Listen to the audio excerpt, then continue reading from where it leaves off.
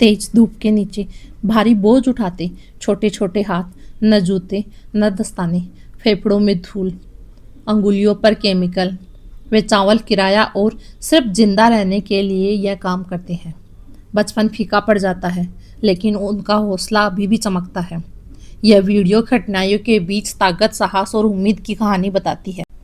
साथ ही यह भी बताती है कि भारत में बाल मजदूरी की समस्या अब भी कम नहीं हुई है। यह अब भी एक गंभीर समस्या है। अगर विश्व की बात करें तो पूरे विश्व में ILO यूनिसेफ संयुक्त रिपोर्ट 2021-23 की अनुमानित रिपोर्ट यह बताती है कि दुनिया में कुल बाल मजदूर लगभग 16 करोड़ है, जिनमें 8.6 करोड़ एशिया महाद्वीप में है। भारत में लगभग 1 करोड़ बच्चे काम कर रहे हैं। यह आंकड़ा मुख्य रूप से 2011 की जनगणना के अनुसार है।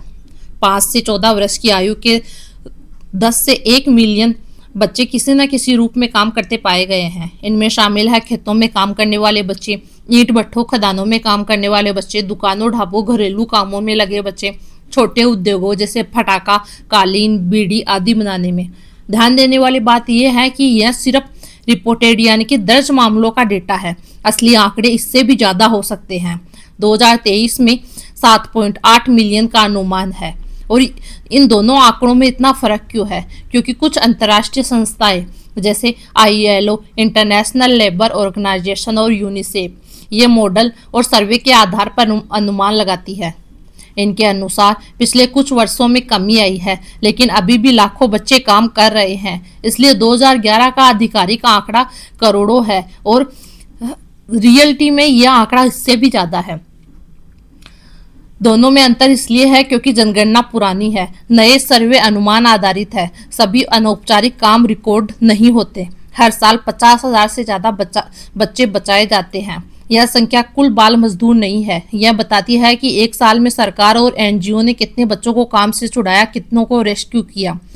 2024-25 में लगभग 53,000 बच्चों को खतरनाक कामों से मुक्त कराया गया। इसका मतलब यह है कि प्रशासन सक्रिय है, लेकिन समस्या अभी भी खत्म नहीं हुई है, क्योंकि जितने बच्चे हैं उतने ही नए बच्चे गरीबी में फंस जाते हैं।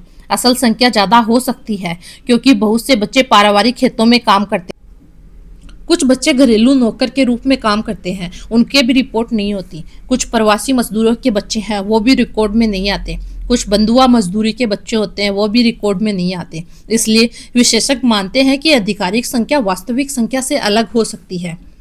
बाल मजदूरी सिर्फ कानून की समस्या नहीं है, यह समाज की समस्या है। यह गरीबी से जुड़ी है, यह बेरोजगारी से जुड़ी है, शिक्षा की कमी से जुड़ी है और सामाजिक